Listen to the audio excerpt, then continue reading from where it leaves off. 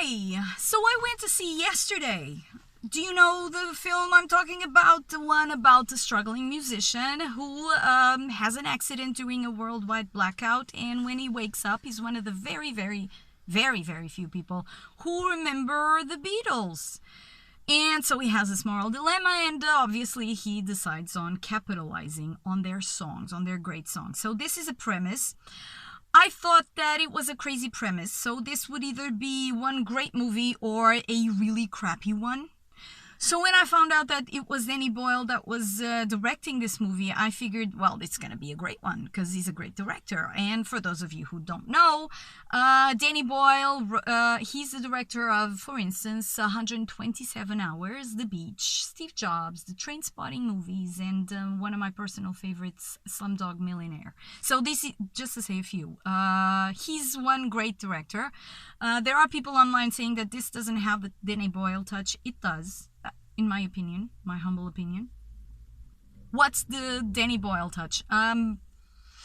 People are saying they are talking about the graphics that he uses to give you the insight of the mind of the characters, and seeing what's going on in their minds. But it's there, not so present, but there is a bit of that. To me, the Danny Boyle touch is a heartfelt direction.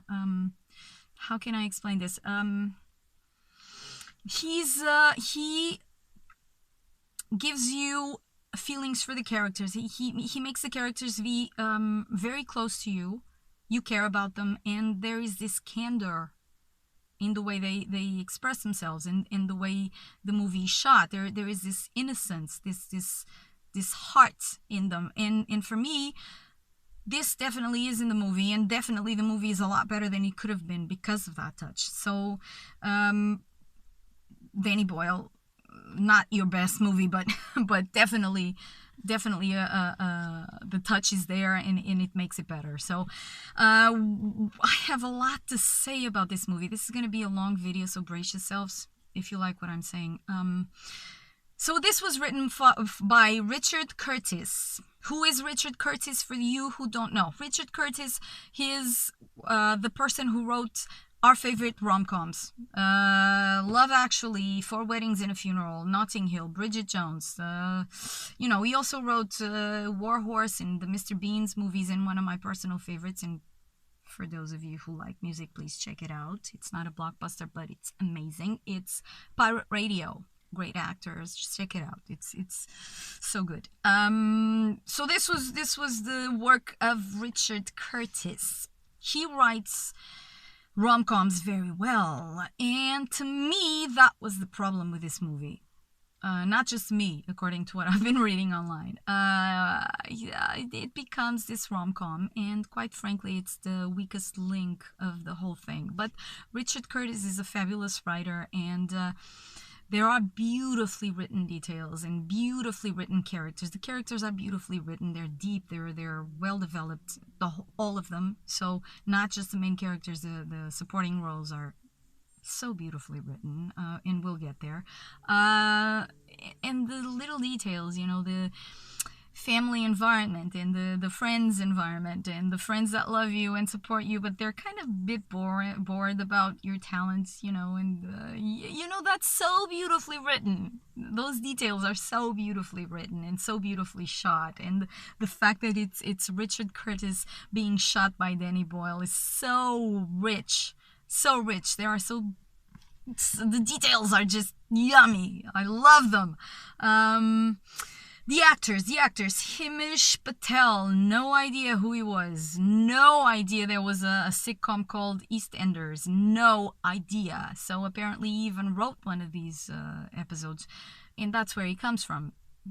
Not much more we can say about him. I have to say, to be absolutely truthful, I'm not sold on his skills, but I haven't seen him before, and I have no other information about this man. I thought that because it was a comedy and because the premise was so crazy, this could have been a bigger ride. This could have been a more nuanced character. But what do I know? I'm not an actress. So It was enough for me to believe it was enough to have a good time, but I am not totally sold on Himesh Patel. But, remains to be seen. Lily James, the leading lady, so sweet. I mean, so beautifully done, so beautifully, understatedly sold on that character.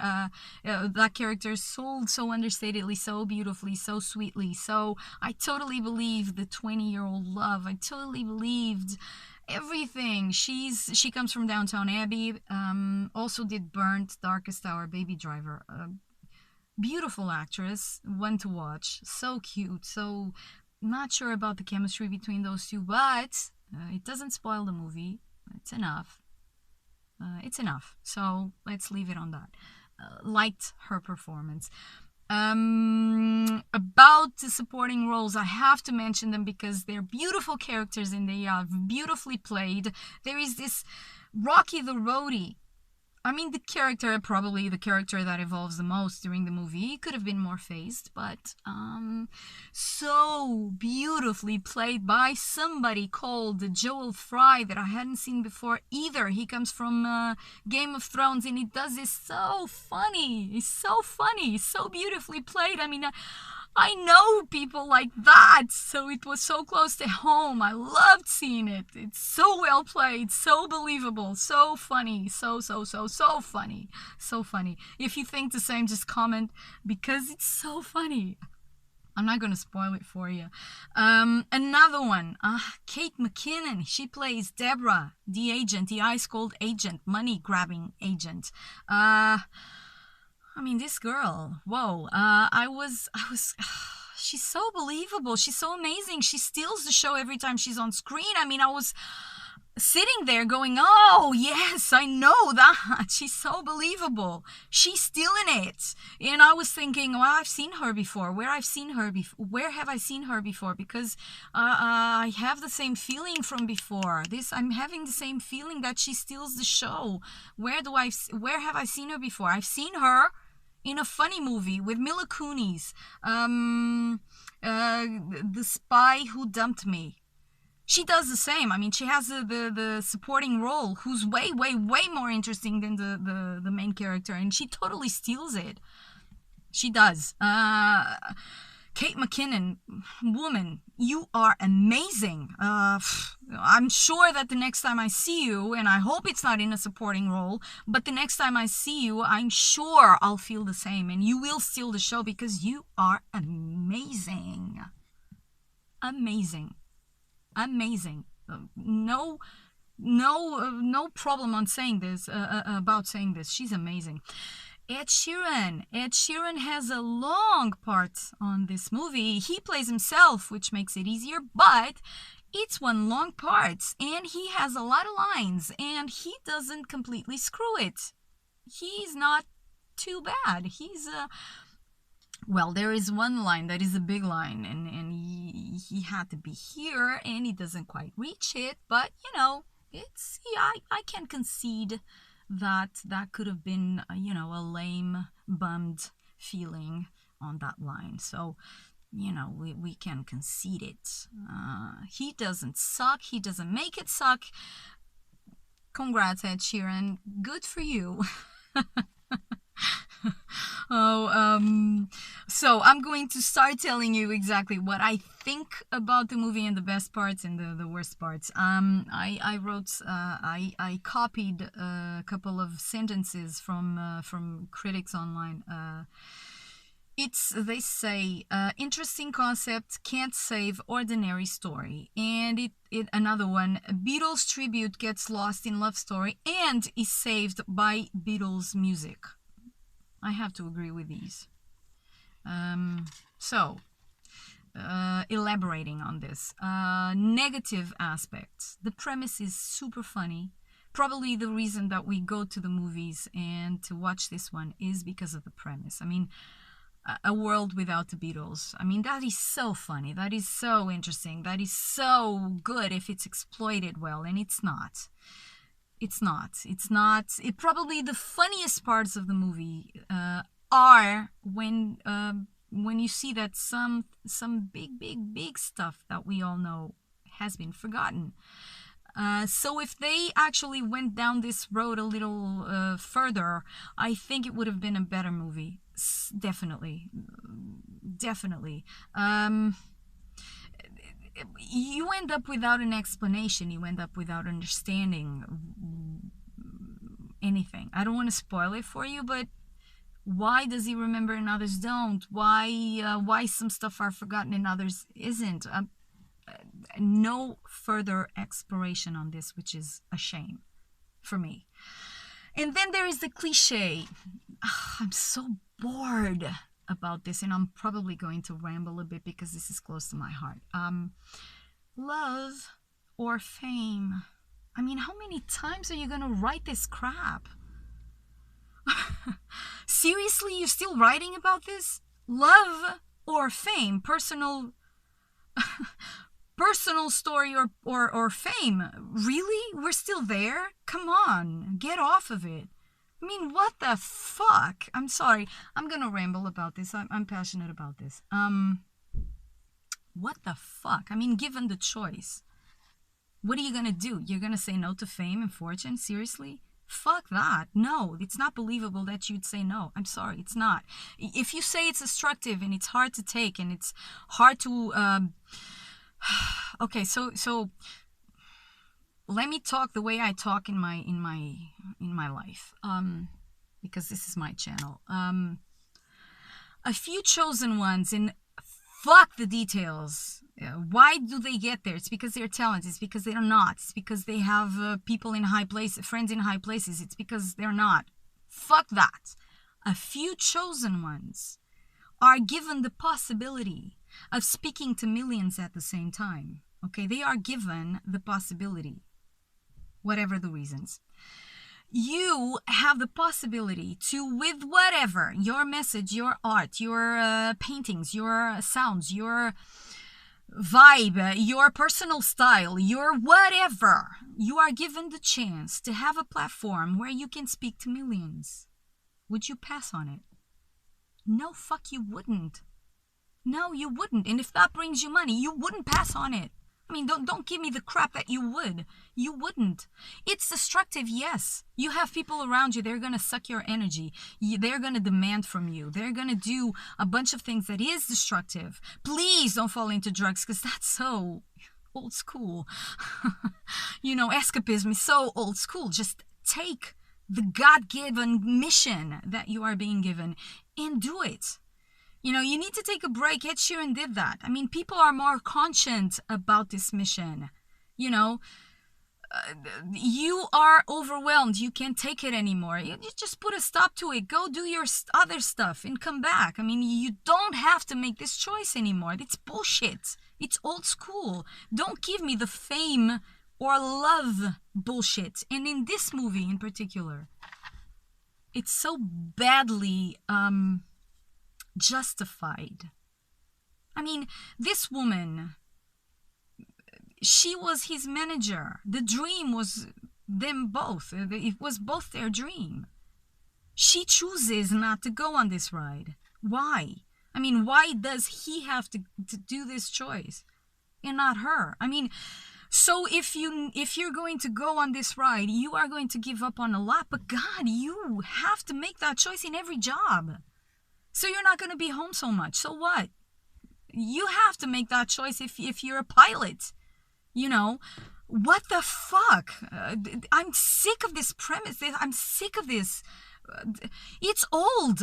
Just please write about something else. It doesn't have to be that way anymore. Maybe it used to be that way when people were exploited into doing 300 concerts a year. I mean, don't do that. Don't sell yourself for that. Don't sell yourself to be destroyed. I mean, don't do the 20 dates in a month. Don't, you know, have the balls to say no. If the industry, and yes, the industry is still destructive, and yes, you still have to do some drugs to do the 20 dates, and if you go on the 20 dates because of the momentum and you have to do them, you are going to be a bit lost. But people are more conscious about these processes, so it doesn't have to be this choice. It's bullshit these days. I'm sorry, it is. And if you disagree with me, just insult me. Just please comment, because, you know, If I'm going to keep this channel, I need to have more comments and to have more likes. But, you know this. And I'm going to get back to the notes in the movie. And this was my personal, because this is my personal channel and I'm allowed to rumble. Moving on. Big negative on that one. Yes, fame is awful, or it can be, and not all that counts is money, and all of that crap that we all fucking know. How many times are you gonna write this story? Jesus Christ, it doesn't have to be that way. People are more evolved now, you know. I'm going to say something out there. Artists are the new messiahs, okay? Artists, the real artists, and trust me on this one, the ones that can sustain 20 years of this kind of destruction, they are artists. You know, they have something real, and they have something to say. And so they are going to take this platform. They are the chosen ones. I'm sorry to say this. Not just... Some people are chosen to have these platforms. So please choose them. The world will miss out if you don't. And some people are going to go with you on the ride. And you are allowed to have a personal life. You are allowed. You have to make choices, and you have to make concessions, and you have to negotiate. And people who fall in love with you have to negotiate, but it's not one or the other. Fuck that. Again, I'm saying more about me than about the movie. But so let's go to the positive stuff. The positive, well, definitely the direction of Dan Boyle. Definitely. And apart from the lame love story, the writing of Richard Curtis, definitely. This is heartfelt. This is truthful. This is funny. I mean, the whole music side and the whole industry side is so well developed and so truthful and so well written and so well exploited and so beautiful, believable, and loved it. The best, the music is part of the best. The music. I'm one of those people that bought, and yes, people, I'm going to say it, a tape of the Beatles. So the Beatles, I had a couple of tapes of the Beatles. That was my introduction to international rock and roll. Great introduction, so I'm a fan. The Beatles brought me here to these rumblings. So I am a fan of the repertoire, and it was so good to sing it. So good to sing it. So good to, the tribute is so good.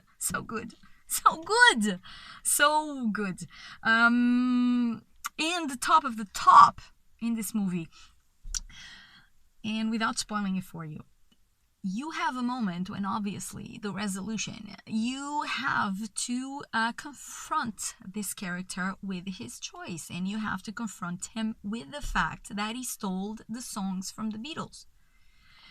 And I'm not saying the end and the lame speech and the whole thing. I'm saying when he has to be confronted with the fact that he stole the Beatles songs.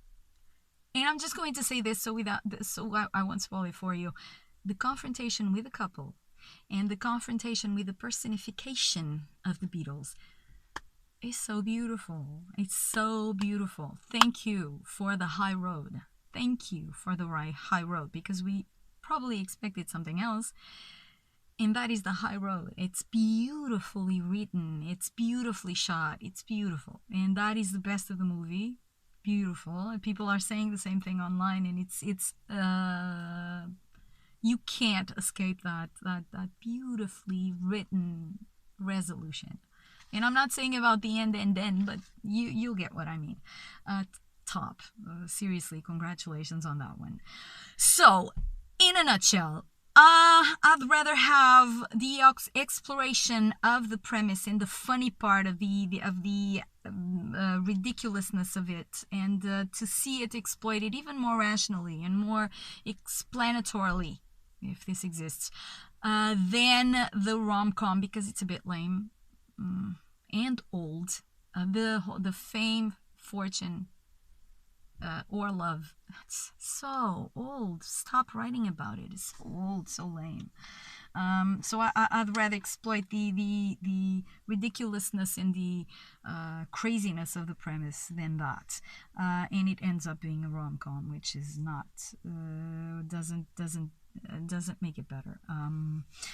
But I had so much fun singing the songs, and I was giggling all the time, and the whole portrait of the musician is so well done and so heartfelt and so funny and so beautifully portrayed that I had so much fun in this movie, and I have to say that it's better than worse. And please go see it, because it's just uplifts you, and it's funny, and it's the details are beautiful, and I loved it. It's not the best writing of Richard Curtis, it's not the best direction of Danny Boyle, it's not the best anything, but the details and the whole ride is so cute, and I loved it.